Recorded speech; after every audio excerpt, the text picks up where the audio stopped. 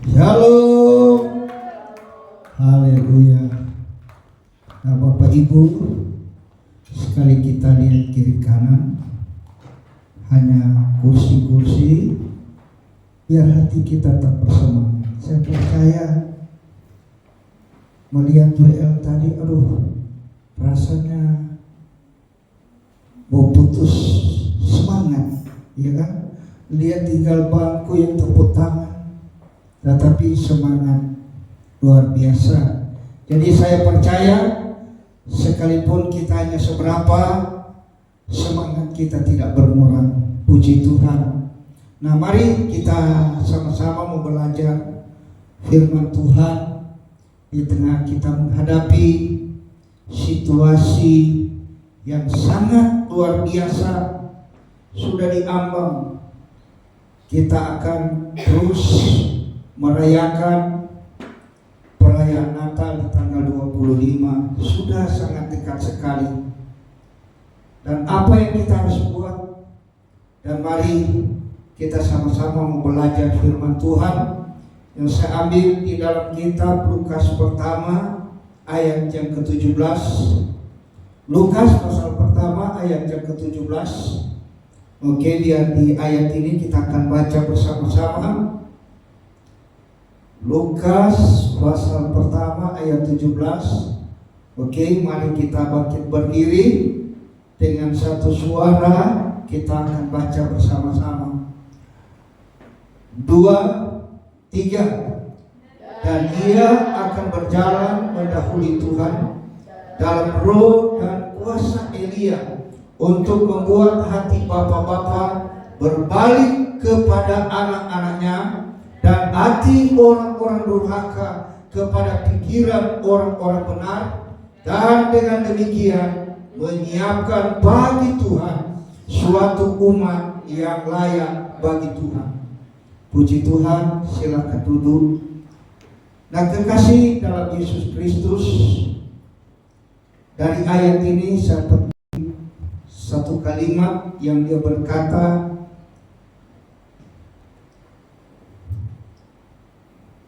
demikian menyiapkan bagi Tuhan suatu umat yang layak bagi Tuhan. Menyiapkan bagi Tuhan suatu umat yang layak baginya. Nah, kekasih dalam Yesus Kristus, di tengah-tengah perjalanan hidup kita, jelas dalam saat kita berjalan mata kita melihat. Dan di saat kita melihat situasi, terkadang sesuatu yang boleh memberi semangat, kita semangat. Sesuatu yang kadangkala membuat kita kurang bersemangat, itu pasti kita akan tidak bersemangat. Tetapi pada hari ini adalah hari peribadatan kita kepada Tuhan. Saya percaya bahwa apa yang sudah dijelaskan lewat perayaan Natal yang telah dilaksanakan oleh pemuda-pemudi Geraha Kurnia tadi malam, lewat berita firman sudah begitu banyak motivasi, khususnya bagi anak-anak muda. Dia sudah menjelaskan bagaimana perjalanan ketiga orang Majus. Itu sudah berikan dorongan bagaimana kita untuk menjumpai Yesus yang adalah Raja nanti, yang akan nanti memimpin pada kehidupan yang kekal. Bapak Ibu, di hari-hari ini kita perlu belajar. Apakah Yesus dia sudah Raja? Sudah tentu. Yesus sampai sekarang ini dia masih memakai mahkota duri, belum memakai mahkota sebagai Raja. Kapan mahkota duri itu akan dilepaskan? Jadi kekasih dalam Yesus Kristus, Ini tanda bahwa Yesus sebagai Tuhan dan Juru Selamat yang akan kita nantikan. Dia akan menjadi raja kelak untuk memerintah umat manusia yang ada di bawah kolong langit ini selama 1000 tahun masa damai. Nah, kekasih dalam Yesus Kristus, kita belajar dari ayat ini. Dia berkata, dan ia berjalan mendahului Tuhan dalam roh dan kuasa Elia untuk membuat hati bapa-bapa berbalik kepada anak-anaknya dan hati orang-orang durhaka kepada pikiran orang-orang benar, dan dengan demikian menyiapkan bagi Tuhan suatu umat yang layak baginya. Di dalam pasal ini berbicara tentang kelahiran Yohanes. Yohanes mana? Itu Yohanes Pembaptis. Ada yang tahu siapa ayahnya? Ada yang tahu siapa ibunya? Bahwa ayahnya dari Yohanes yang bernama Zakaria, bahwa dia adalah seorang imam, dan ibunya dari Yohanes ini adalah keturunan Harun. Bahwa mereka berdiam di satu tempat di saat bahwa Tuhan telah berdiam diri selama kurun waktu 400 tahun lebih. Tuhan tidak pernah datang berbicara. Tuhan tidak pernah menyampaikan sesuatu, baik suara nabi, suara hamba, siapapun, utusan malaikat, tidak pernah. Jadi selama kurun waktu 400 lebih tahun Tuhan berdiam. Kenapa? Karena Tuhan bukan sakit hati, Tuhan bukan menyesal pada ketika orang Israel ini membunuh imam di depan Mesbah. Dan dari situlah Allah menuntut darah orang benar. Sehingga kalau kita lihat dari Maleakhi sampai ke Matius itu ada jarak yang begitu panjang. Ada jarak begitu panjang. Sehingga di saat firman Allah ini muncul, Yesaya jauh-jauh dia sudah bernubuat. Dalam Yesaya pasal yang ke-40, kalau kita boleh lihat ayat yang ketiga dan ayat yang keempat, apa dikatakan? Yesaya pasal yang ke-40 ayat yang ketiga dan ayat keempat, dia bilang apa? Ada suara yang berseru-seru, persiapkanlah di padang gurun jalan untuk Tuhan, luruskanlah di padang belantara jalan raya bagi Allah kita. Terus empat,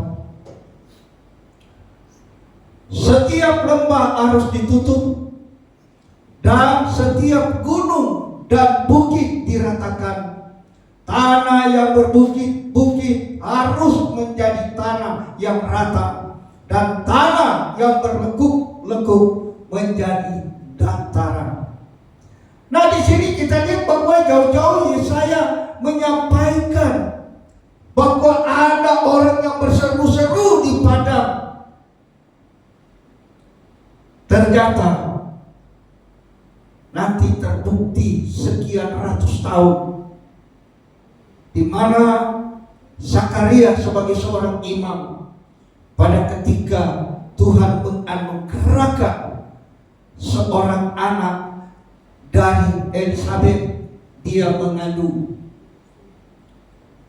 Dan di sini kalau kita melihat bahwa sebetulnya bahwa Zakaria sudah usia lanjut, Elizabeth juga sudah tua, dan sudah tidak ada harapan lagi untuk memiliki anak. Tetapi mereka terus berseru kepada Tuhan, mereka terus berdoa, karena di zaman bangsa Israel dengan adanya Torah, orang yang tidak beranak atau dikatakan mandul itu istilahnya kata bahasa orang Manado, dipermalukan. Dipermalukan. Jadi perempuan-perempuan mandul itu selalu diejek-ejek. Karena memang orang mandul itu ada sesuatu yang Tuhan beri. Jadi di sini kita lihat sekian lama mereka berdoa dan pada akhirnya Tuhan menjawab. Maka di sini kita lihat dia katakan, dan ia akan berjalan mendahului Tuhan. Jadi Yohanes membedanya. Ada 3-4 bulan dari Tuhan Yesus. Tetapi di sini kita lihat pada ketika dia lahir, dia mendahului, dia mempersiapkan jalan. Nah, makanya kita sebagai orang percaya, kita bukan menantikan Yesus akan lahir, tetapi kita menantikan Yesus akan datang menjemput kita. Haleluya. Karena firman Tuhan, dia berkata dalam Yohanes 14 ayat yang pertama, kedua, ketiga, dia berbicara tentang dia naik ke surga. Pada ketika dia akan naik, dia akan datang menjemput kita dan membawa kita untuk hidup bersama-sama dengan dia dalam kemuliaan hidup yang kekal. Nah, Bapak Ibu, kekasih dalam Yesus Kristus, mari kita persiapkan hidup kita. Jadi hari-hari ini Tuhan menyiapkan kita menyiapkan bagi Tuhan suatu umat yang layak baginya. Coba kita kembali mengoreksi hidup kita. Saya dikala dari Ibu Gembala menyuruh Pak Rudi khotbah hari Minggu, saya persiapkan firman Tuhan, sehingga ada beberapa perenungan. Tapi ketika saya jumpa ini, saya bergumul. Saya lihat dalam firman Tuhan, pembacaan menyiapkan bagi Tuhan suatu umat yang layak baginya. Sekali lagi mari kita koreksi, baik kita sebagai orang tua, sebagai anak-anak muda, mari kita koreksi diri kita. Layakkah kita kepada Tuhan ataukah tidak? Kita perlu berkaca bagaimana kedua orang yang datang di rumah ibadah. Mungkin kita sudah tahu siapa orang-orangnya. Kedua orang ini datang. Satu adalah orang Farisi. Pada ketika dia datang kepada Tuhan, dia berdoa sambil bertepuk dada. Dia bilang, Tuhan, aku 1 minggu sekian kali berdoa, berpuasa. Aku sering memberi persembahan, sedekah. Aku tidak seperti orang lain. Dengan kata lain, bahwa orang Farisi ini betul-betul dia menganggap diri layak, dia menganggap diri dia benar apa yang dia sudah lakukan. Tetapi datanglah orang yang berdosa. Alkitab dia berkata bahwa dia tidak mau mengangkat wajahnya ke atas, memandang ke atas. Dia tunduk sambil dia berkata, Tuhan, ini hamba yang berdosa. Aku tidak layak. Wah, luar biasa. Jadi di sini kita lihat bahwa yang Allah lihat di sini, Allah menjawab di sini adalah doa dari orang yang merasa tidak ada apa-apa, orang yang merasa berdosa, orang yang merasa tidak layak. Dan itulah yang Allah datang. Allah membetulkan dia, Allah menjadikan dia umat yang layak baginya. Sebab itu, kekasih dalam Yesus Kristus, bagaimana kita menjadi umat yang layak? di hadapan Tuhan untuk menyambut hari kedatangan Tuhan. Sekali lagi saya mau katakan, buat pemuda-pemuda, mungkin kita masih merasa kita masih kuat, kok masih panjang kita punya perjalanan. Kalau mau bandingkan dengan Pak Rudi seumur berapa Pak Rudi? Sekarang sudah berjalan 63. Saya masih belasan tahun, masih jauh. Jadi kadang-kala sifat meremehkan, sifat pandang enteng itu seringkali ada. Tapi saya mau katakan, jadilah kita anak-anak rohani yang baik. Jadilah kita orang-orang yang rohani. Biar di luar sana orang mulai berkata kepada kita dengan kata-kata ejekan, sok suci, kayak pendeta, nggak apa-apa. Karena dari buah akan dilihat orang. Dari buah orang akan lihat.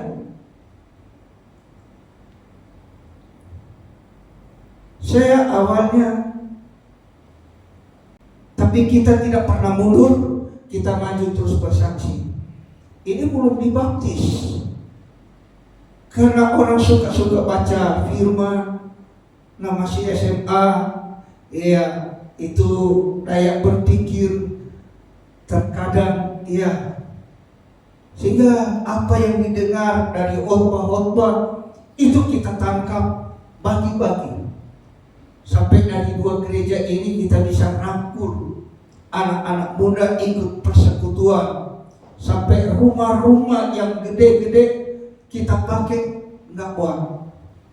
Akhirnya kita pindah gereja, cari gereja yang boleh kita pakai untuk persekutuan. Jadi persekutuan ini tidak atas nama gereja. Jadi selesai itu kembali ke gereja masing-masing, bersaksi.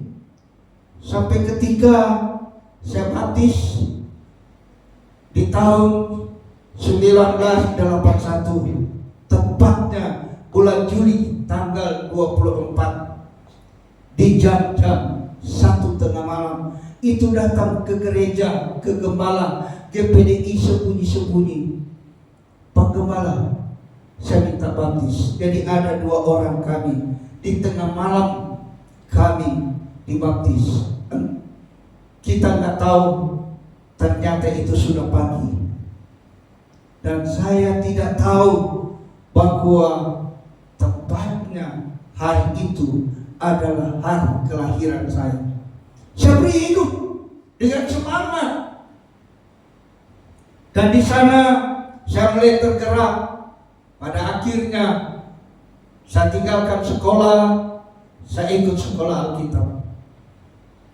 Ternyata sekolah Alkitab bukan hal yang ringan.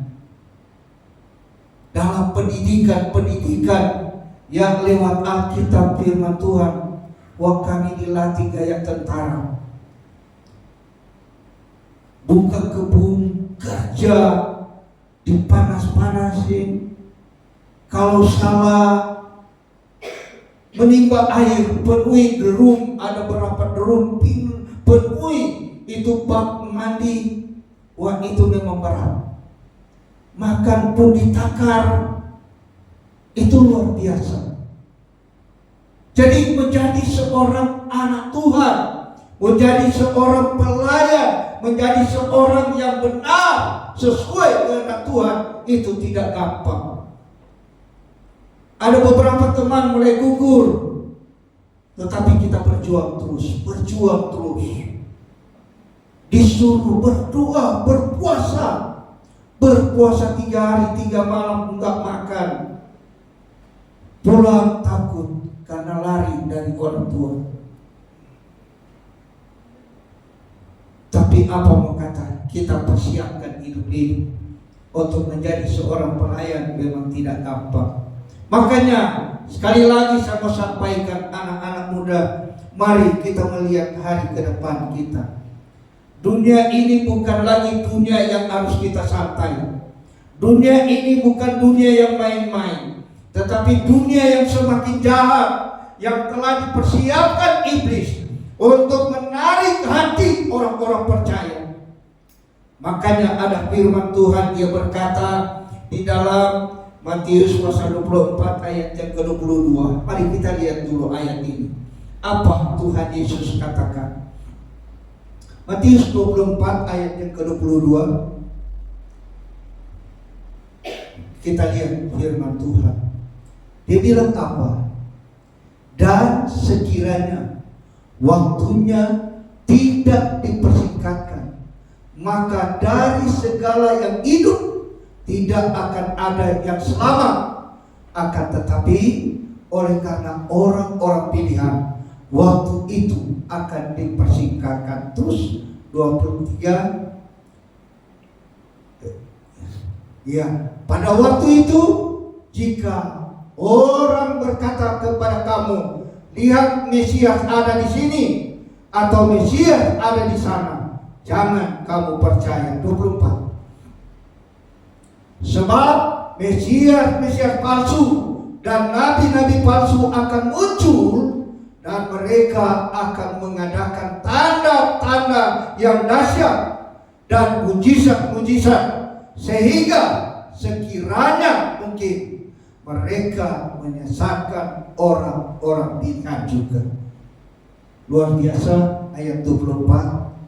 Dia bilang sehingga sekiranya mungkin mereka menyesatkan orang-orang pilihan juga. Kita ada orang pilihan.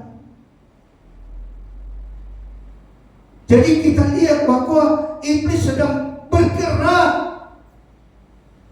tanpa kita sadari bahwa ada benih-benih palsu yang dia mulai lepaskan untuk mempengaruhi gereja, untuk mempengaruhi anak-anak muda yang bersemangat, untuk mempengaruhi orang-orang pilihan Tuhan, supaya pengharapannya musnah, supaya tidak akan mewarisi hidup yang kekal. Nah, ini tujuan iblis hari-hari ini. Jangan kita berpikir bahwa dunia masih panjang. Tapi mari kita menyadari dan mari kita mengoreksi. Layakkah kita di hadapan Tuhan atau tidak? Jadi bagian pertama kita lihat di dalam Mazmur pasal 24 ayat 3 dan 4. Bagian pertama, supaya kita menyadari bahwa kita ini hidup layak di hadapan Tuhan. Apa dikatakan? Mazmur pasal yang ke-24 ayat 3 dan ayat 4.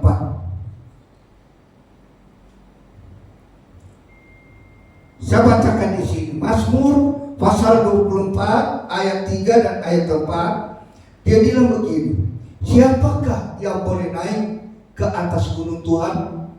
Siapakah yang boleh berdiri di tempatnya yang kudus? Orang yang bersih tangannya dan murni hatinya, yang tidak menyerahkan dirinya kepada penipuan dan yang tidak bersumpah palsu. Nah, kekasih dalam Yesus Kristus, di sini firman Allah berkata, siapakah yang boleh naik ke atas gunung Tuhan? Ini suara doa dari menyampaikan siapa yang boleh naik. Jadi untuk naik ke bukitnya Tuhan, untuk naik ke satu persekutuan dengan Tuhan, itu bukan orang sembarangan. Tetapi di sini dia bilang ayat yang keempat, orang yang bersih tangannya dan murni hatinya, yang tidak menyerahkan dirinya kepada penipuan dan yang tidak bersumpah palsu. Jadi bersih tangan. Kekasih dalam Yesus Kristus, kenapa Daud Tuhan tidak izinkan dia untuk membangun Ka'bah? Tetapi yang membangun adalah Salomo anaknya. Kenapa Daud enggak kehendaki Tuhan? Karena Tuhan bilang tangannya kotor, sudah banyak berlumurkan darah, karena dia adalah seorang prajurit, seorang perang. Makanya Tuhan alihkan untuk membangun Ka'bahnya kepada Salomo. Kekasih dalam Tuhan, hari-hari ini banyak orang-orang percaya, orang-orang yang bergereja, tangannya kotor. Tangannya kotor. Ada satu pengkhotbah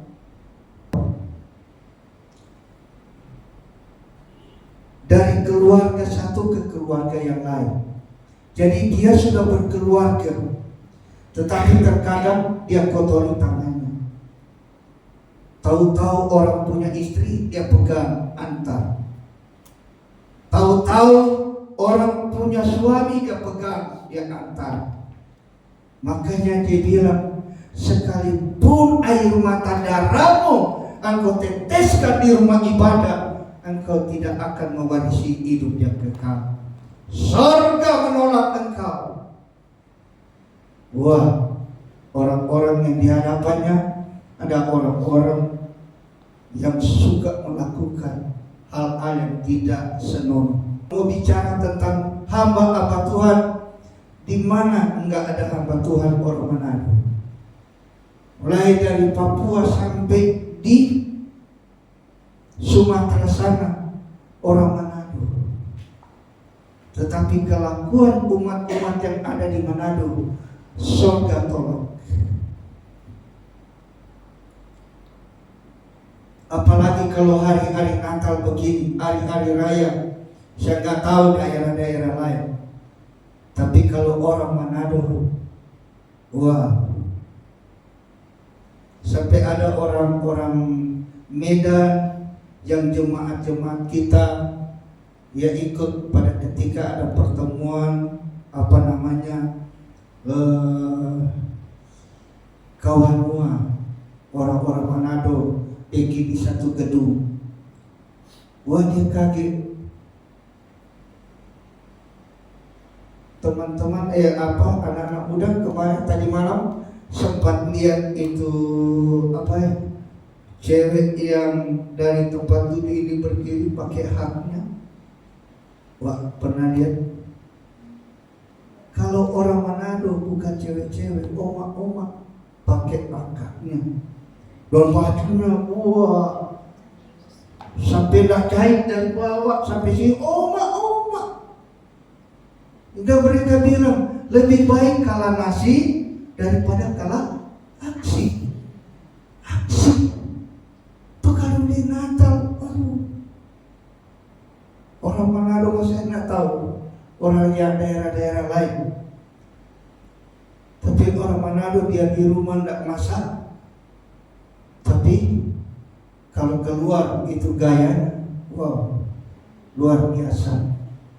Datang ibadah luar biasa, pulang di rumah udah mulai berantakan. Udah masak apa? Masak ini, ngapain? Makanya, wah, ini.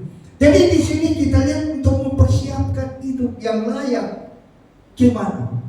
Makanya Tuhan bilang di sini, ya orang yang bersih tangannya dan murni hatinya, yang tidak menyerahkan dirinya kepada penipuan dan yang tidak bersumpah palsu. Salah satunya jernih hati. Masihkah kita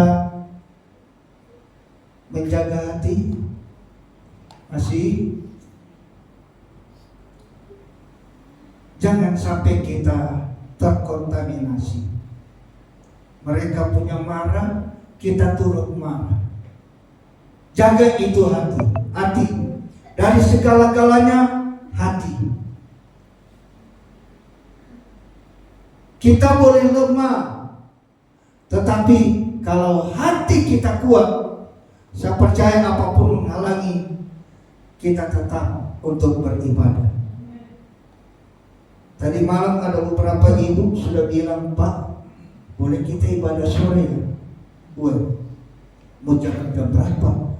Mereka bilang jam 4. Wah, saya pikir-pikir ini jadwal nanti Ibu Gembala dia lihat, oh kenapa nih Gerah Kurnia jam 4 ibadah. Saya diam aja sambil Tuhan tolong kita mau ibadah. Saya bilang, ya tanya lagi, udah gak jadi.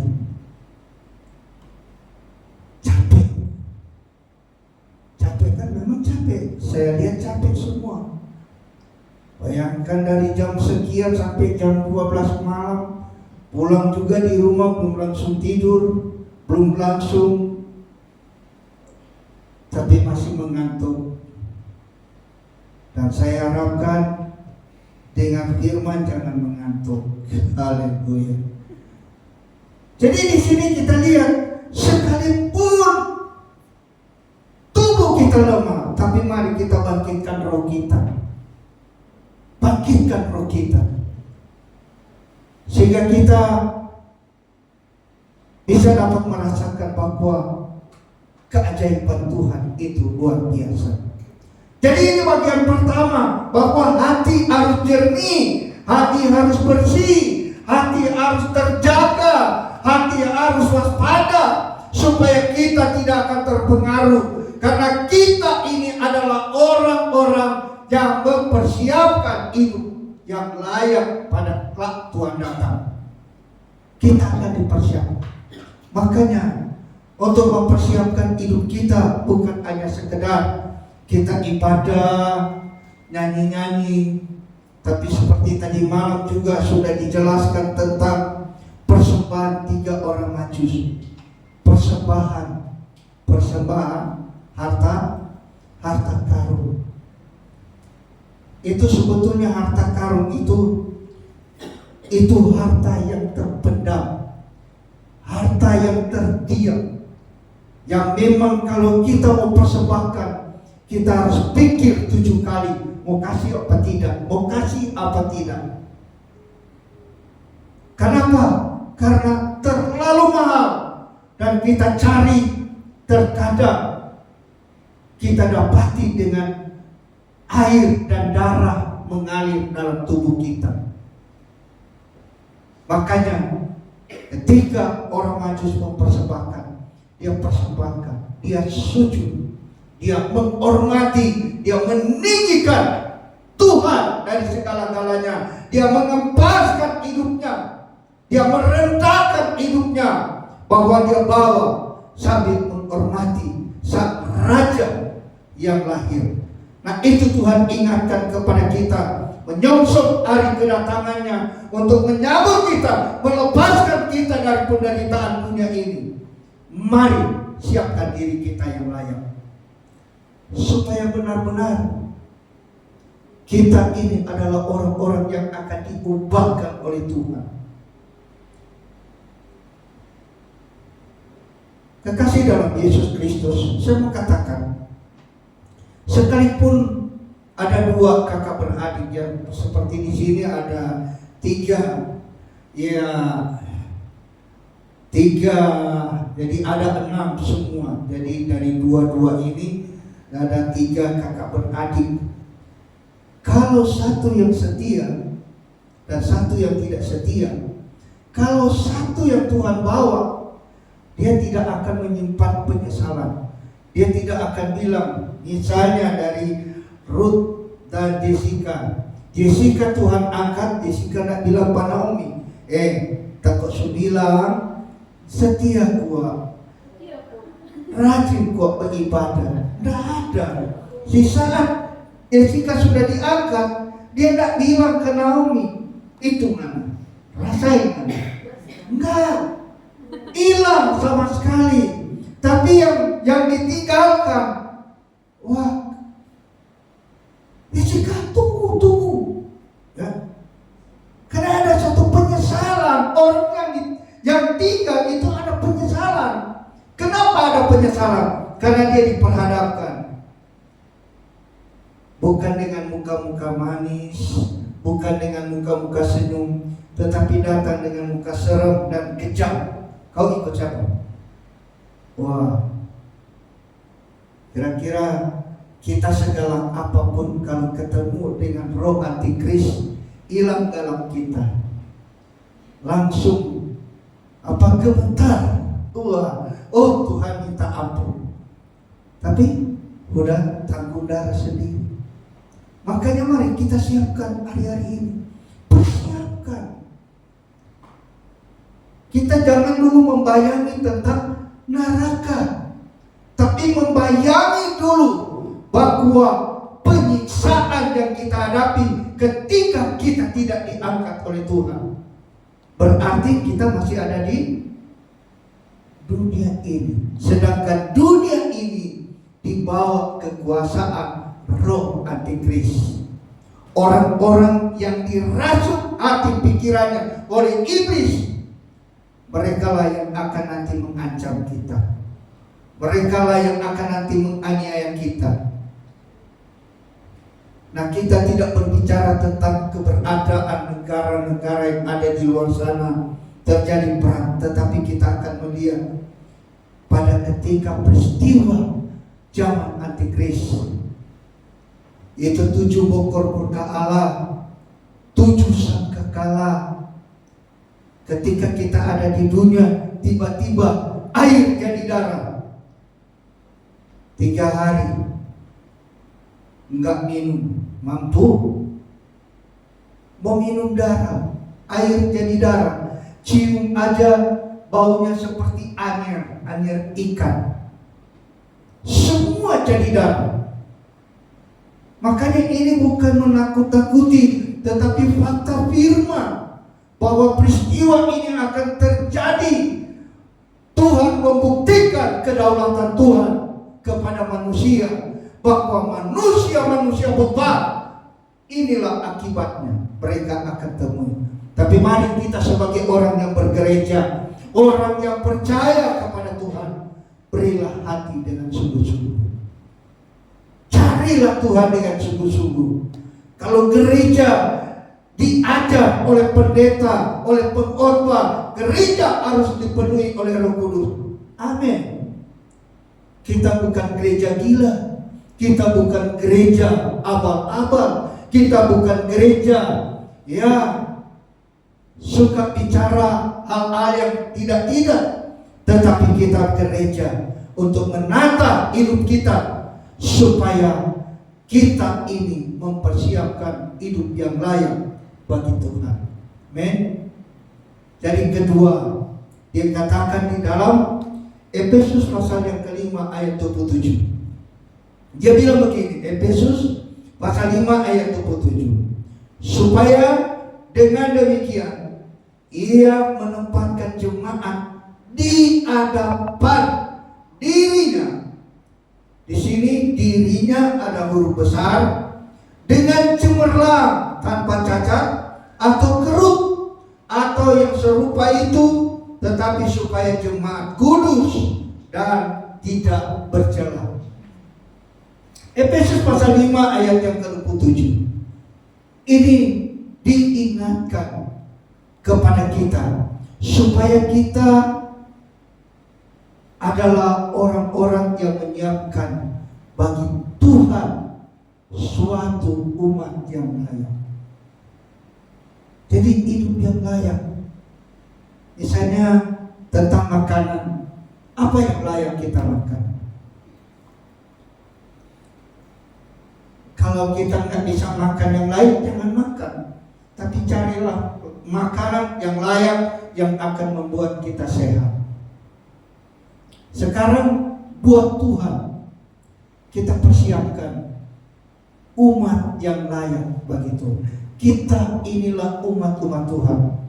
Makanya di sini Paulus kepada jemaat yang ada di Efesus, dia bilang supaya dengan demikian ia huruf besar, Roh Kudus menempatkan jemaat di hadapan diri Tuhan Yesus dengan cemerlang, tanpa cacat atau kerut atau yang serupa itu, tetapi supaya jemaat kudus dan tidak bercela. Ini hidup memang harus hati-hati. Hidup yang tidak bercela. itu kalau ada celah. Celah itu ketika ada sesuatu. Kalau kita mau buka celah supaya pikiran kita ini dikotori, ya ini dosa, cacat. Jadi tidak layak bagi Tuhan. Jadi memang menjaga hidup yang kudus, yang tidak bercacat celah, tidak gampang. Dan bukan kita harus tinggal di gereja terus, dan bukan kita juga harus berdoa dan berdoa terus. Enggak usah kerja, enggak usah makan, berdoa, itu salah. Tetapi ketika kita ada di tengah-tengah dunia ini, kita harus waspada, jaga hidup kita, jaga diri kita, jangan tercemar. Makanya Paulus kepada jemaat yang ada di Roma, di dalam Roma pasal 12 ayat 2 dia bilang, jangan serupa dengan dunia. Men? Jangan serupa. Kita adalah orang-orang rohani.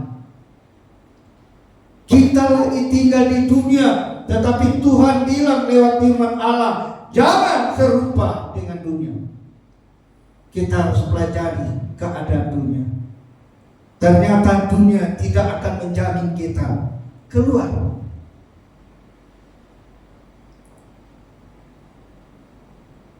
Kita terus dengan Tuhan. Tuhan ada jaminan hidup kita. Sebab itu kita sebagai orang percaya, di tengah-tengah mengakhiri tahun 2024, mari kita persiapkan hidup kita. Saya tidak tahu kita dipanggil untuk melayani siapapun kita, tetapi mari kita persiapkan hidup kita supaya kita layak. Dalam pelayanan bukan hanya sekedar, tetapi Tuhan menginginkan hidupan yang layak untuk memegang benda-bendanya Tuhan, untuk memegang pelayanan Tuhan. Makanya saya selalu berdoa buat WL, singers, pemain musik, tamborin. Jangan kita bukan cuma penampilan, tahu nyanyi dan sebagainya. Tadi malam saya bilang ke saudara Tommy, sejak saya ada lagi di sementara latihan, setelah dibuat saya bilang, Tom, tambah pengurapan kurang. Makanya Bapak Ibu kekasih dalam Tuhan, terimalah ketika ada yang mengingatkan, ada yang menasihati. Ada seorang yang pernah saya di gereja lama, saya cuma beritahukan, dia cuek, malah dia tak peduli dengan saya. Ketika salam dia lewat, dia balik belakang.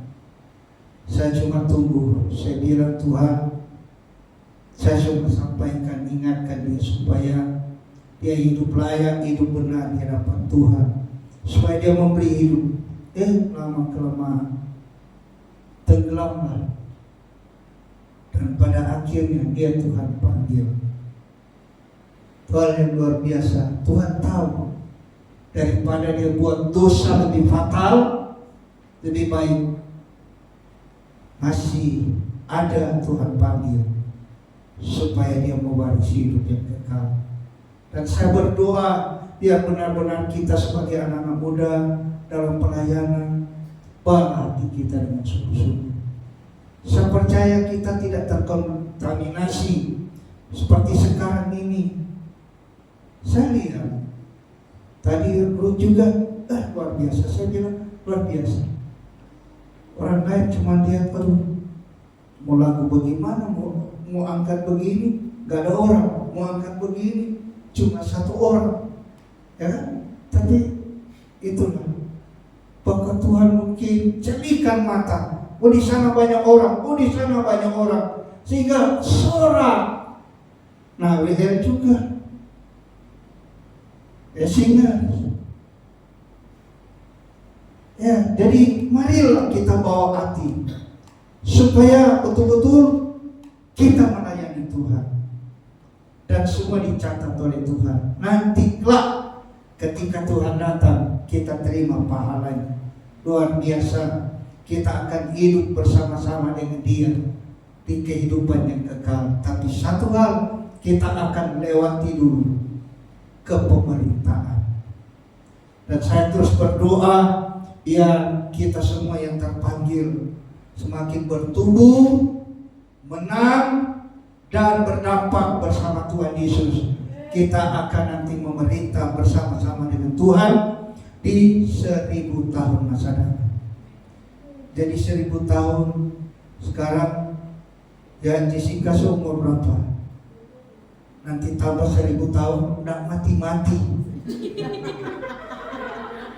Iya. Kalau sebagai seorang menteri perdagangan, tetap menteri perdagangan, dan ganti-ganti. 1000 tahun masa damai kepemerintahan Raja, itulah Tuhan Yesus, dan kita adalah permasyuri. Kita adalah kekasihnya. Kalau mungkin sekarang orang bertanya-tanya terhadap presiden ibu, mana ya? Oh ada katu orang Manado bercerita, oh ada katu ada katu. Nah sekarang kita siapkanlah menjadi istri-istrinya Tuhan Yesus. Baik laki-laki, perempuan, mari kita bertumbuh, menang dan berdampak bersama Tuhan Yesus. Kalau berdampak, percaya hidup kita tidak akan terpengaruh. Biar lagi ini dunia bilang kita kasih jamin, kita kasih rumah mewah, kita kasih mobil mewah, kita kasih duit. Kalau mau berapa triliun, beres. Yang penting angkat tangan dua-duanya, teriak Allah Maha Besar. Apapun yang menggiurkan kita, berani kita katakan tidak, karena Yesus lebih berharga dari semuanya. Amen. Mari siapkan hidup kita supaya kita layak di hadapan Tuhan. Puji Tuhan, firman Tuhan kiranya dengan firman ini dapat membuat kita semakin kuat di hari-hari ini, semakin mampu untuk melihat bahwa sesuatu yang luar biasa ada di dalam Tuhan. Haleluya, haleluya.